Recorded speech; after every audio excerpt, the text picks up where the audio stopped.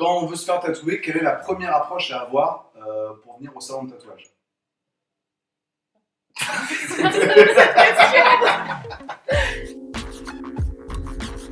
Bon, et moi, c'est Sabé, et ça va faire, je crois, 4 ans que je suis ici. Moi, c'est Elisa et ça fait 3 ans que je travaille au shop. Et bien, elle, c'est Elodie, et ça fait 2 ans qu'elle travaille au shop. Même pas, ça fait 1 an. Si t'as envie de te faire tatouer, le mieux c'est que tu passes directement au shop. Sans rendez-vous, tu passes quand tu veux, tu discutes avec nous, du coup toutes les 3 on est à l'accueil. Nous notre job c'est de te renseigner sur ton projet tatou, répondre à toutes tes questions, tu viens avec des photos, des visuels et tu nous expliques en gros pourquoi tu veux faire ce tatouage, à quel emplacement, tes inspirations, le style que tu aimes. Après, le mieux, c'est peut-être aussi de checker genre sur notre Instagram ou sur notre site, carrément, enfin, directement les artistes. Comme ça, venir directement avec tel ou tel artiste. Oui, au moins déjà ça donne des idées des gens qui travaillent chez nous et au moins ça peut montrer vraiment ce que toi tu recherches. Alors du coup, pour ton premier tatou, le mieux ce qu'il y a de faire c'est de venir avec des références. Parce que c'est ce qu'on va te demander d'entrée. C'est des visuels de ce que tu aimes, des visuels de ce que tu aimes aussi dans le tatou. Parce que vu qu'on travaille avec 12 artistes qui ont vraiment chacun leur univers qui sont prédéfinis quand même. Donc pour nous, c'est la façon dont on va bien cerner ta demande. Et que du coup, on va pouvoir t'orienter vers la bonne personne. T'orienter?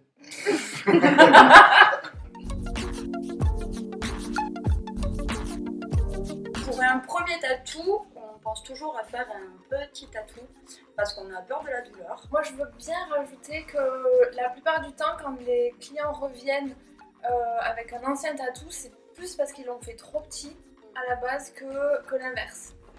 Souvent on a tendance pour les premiers tatous à les faire donc beaucoup trop petits, à vouloir mettre plein d'éléments dans un seul et au final, je sais pas, on a plein de place sur le corps pour en faire plusieurs, bien détaillés plutôt qu'un tout petit tatou. C'est souvent que pour un premier tatou, évidemment, ça signifie quelque chose, machin et tout, donc on va mettre toutes les significations dans un tatou qui fait genre 5 cm. Mais il faut penser quand même qu'en fait, un tatou, ça vieillit comme avec le corps. C'est ce que les gens ne savent pas forcément la première fois, c'est qu'on a toutes les lignes qui s'épaississent, donc forcément, il faut penser logiquement que tout ce qui est petit doit être moins détaillé. Chez Sorimom, on tatoue à partir de 17 ans. Il faut que les parents accompagnent les personnes mineures lors de la prise de rendez-vous et le jour du tatouage aussi. Alors, est-ce qu'on tatoue les doigts chez Sorimom? Ça va dépendre de beaucoup de choses, comme ton âge, ton activité professionnelle et surtout si tu es déjà tatoué ou pas. Alors, est-ce que le tatouage ça fait mal? Je pense que la douleur, elle est différente pour tout le monde déjà. On a un seuil de tolérance à la douleur qui est différent. Je pense qu'il y a des zones aussi, les mains, les coudes, les genoux, des zones articulaires où ça fait peut-être un peu plus mal. On entend souvent dire que les côtes ça fait mal, mais ça dépend. Nous on a des clientes pour des premiers tatous qui viennent se faire des gros tatous sur les côtes et elles le gèrent très très bien. Je pense que c'est surtout une question de comment gérer sa douleur. Puis ça dépend aussi, je pense, dans la longueur du temps aussi. Tu peux pas comparer un tatou où tu as 1 heure de tatou à 4-5 heures de tatou où tu vas repasser sur les mêmes zones, où tu vas faire du remplissage sur des pores de peau que tu viens d'ouvrir, etc. C'est hyper différent. En fonction des personnes, ça va être complètement différent. 1h30 sur des côtes sur quelqu'un, sur quelqu'un d'autre, 1h30, ça va être atroce, alors que sur oui, façon de parler. Mais sur quelqu'un d'autre, ça va être largement supportable. De ouf. Donc, voilà. Souvent on dit que ça ressemble à des... Ça on dit, est-ce que c'est vrai, je sais pas, à des griffures de chat. Oui, ou à l'épilation électrique ou électronique. Électrique. C'est le pire. L'épilateur électrique, c'est le pire. Ouais, voilà. Ça c'est pour les filles. Les 3 filles. Ah non, mais les hommes sont beaucoup plus douloureux que les femmes. Ils sont beaucoup plus sensibles à la mais douleur grave que les femmes. Non, mais grave. Largement. Parce que excusez-moi, comment ça les hommes sont plus douloureux? Mais, Ils sont plus douillés? on en parlera peut-être plus tard sur Non, mais- une autre question. Elle a pas compris, je repose la question. Les hommes douloureux, ça veut rien dire. Les hommes, ils sont douillés. Oui, les hommes sont douillés. Ouais, Mais ça veut dire que c'est douloureux. Douillet douloureux, c'est pareil. Je veux pas sous les mots. Dans le Nord, on dit comme ça. Mais ta gueule. C'est- Après, c'est pas plus douloureux pour eux que pour les femmes. C'est la même douleur. Est-ce Parce que que c'est c'est pas sensible français. Est-ce qu'ils sont plus sensibles que les hommes? Les hommes Les sont hommes plus que les douillés. femmes. Les hommes sont plus douillés que les femmes. Oui. Voilà, les Largement. femmes le gèrent plus. Oui. mieux.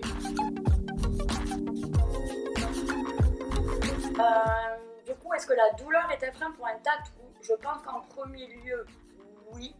Quand le client il se déplace au shop pour faire le devis, etc., c'est la première question qu'il nous pose. Quelle est la douleur? On est quand même assez apte à répondre à ça, justement sur le fait qu'on soit déjà tatoué et qu'on ait beaucoup de collègues tatoués. Toujours avec la même réponse, que la douleur est hyper aléatoire à la personne en fait. Et qu'on ne peut pas se permettre de dire oui ça fait mal sachant que c'est quelque chose qu'on garde à vie et que la douleur on l'a juste que pendant une demi-heure, 1 heure, 2 heures, voire 5 heures maximum quoi. Moi depuis les 4 ans que je travaille ici, concernant la douleur du tatou, est-ce que quelqu'un s'est déjà arrêté en plein milieu de la séance? Non, ça ne m'est jamais arrivé. Si quelqu'un a besoin de s'arrêter en milieu d'une séance, Le tatouage, il arrête. Oui, après il n'y a On pas est de pas là problème, pour au forcer qui que contraire, ce soit, on n'est pas là pour dégoûter les on gens fait du le tatou, bien au contraire. Chez Sorimam, pour estimer le prix du tatou, du coup, quand le client rentre, une des filles le renseigne. Nous, notre but, c'est d'aller voir le tatoueur auquel on pense pour travailler sur ce projet-là. On en discute avec lui, on lui explique le projet. Le tatoueur, à ce moment-là, nous dit le temps dont il a besoin pour réaliser le tatou.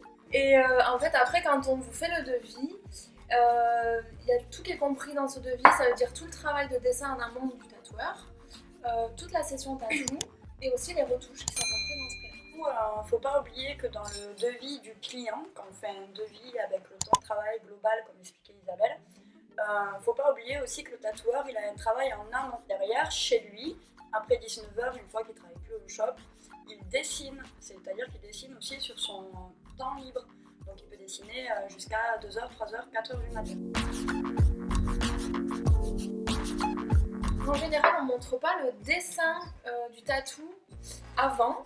Le tatoueur, il le montre vraiment le jour J parce que la plupart du temps, s'ils envoient le projet avant, les clients ont tendance à le montrer aux frères, à la sœur, aux copains, à la copine. Ces personnes-là autour vont lui donner leur avis, ce qui est normal, ce qui est logique.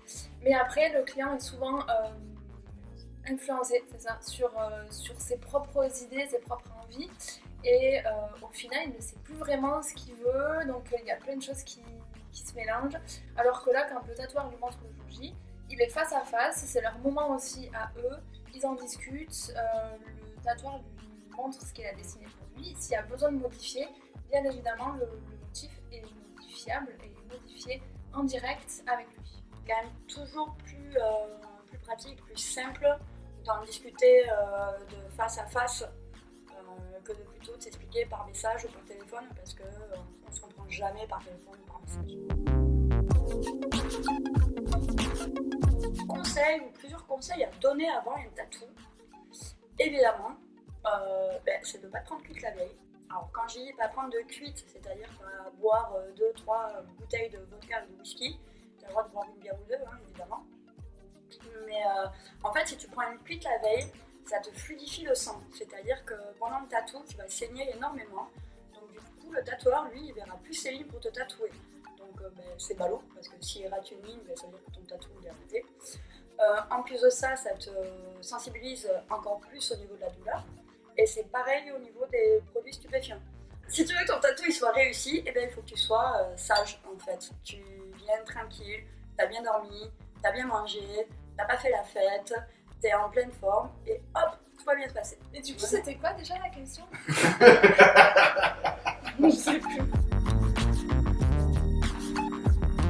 Du coup, pour une bonne cicatrisation, déjà c'est de bien écouter ce que ton tatoueur il te dit à la fin de t'avoir tatoué et aussi d'écouter ce que te disent les filles à l'accueil. Parce qu'on fait toujours 2 piqûres de rappel et en plus de ça, avant le tatou, on te fait signer une petite décharge. Mais bien sûr qui stipule que tu as bien 18 ans, etc.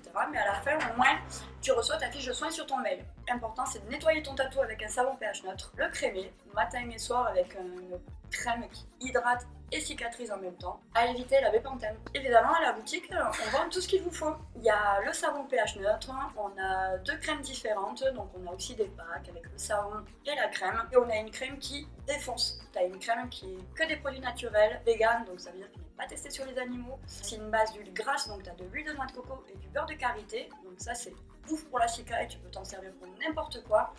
T'as des fruits, t'as de la papaye et de la mangue il me semble, t'as des huiles essentielles et en plus de ça t'as des fleurs, donc c'est top, c'est génial.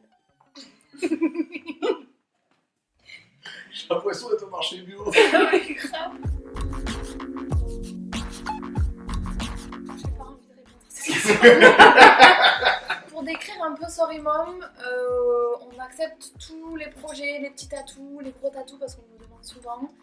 On est très à la cool, on discute avec tout le monde, que ce soit juste pour se renseigner, pour caler un rendez-vous, si vous voulez venir 1 fois, 2 fois, 3 fois pour en parler, on est là, que ce soit les tatoueurs ou en gros à l'accueil. Du coup, pour ma part, moi pour définir Sorry Mom, en un seul mot, je dirais familial. Moi ce que je pourrais rajouter en fait pour toutes les personnes qui hésitent, parce qu'elles osent pas, parce qu'elles sont timides, etc. Franchement, faut mettre ça de côté. Que ce soit Hello, Isa ou moi, on est comme vous. On est des êtres humains et on peut tout comprendre, on peut tout entendre. Donc vraiment n'hésitez pas, on ne jugera personne, bien au contraire, on est là pour vous. Je te remercie d'avoir suivi la vidéo. Par contre, n'hésite pas à activer la petite cloche. Qu'est-ce qui s'est passé? Bon ben vas-y, si tu veux plus de renseignements, non c'est pas vrai, c'est pas ça. Merci d'avoir regardé cette vidéo, n'hésite pas à t'abonner et si tu as d'autres questions, tu passes au shop. N'oublie pas d'activer les notifications. Et... Allez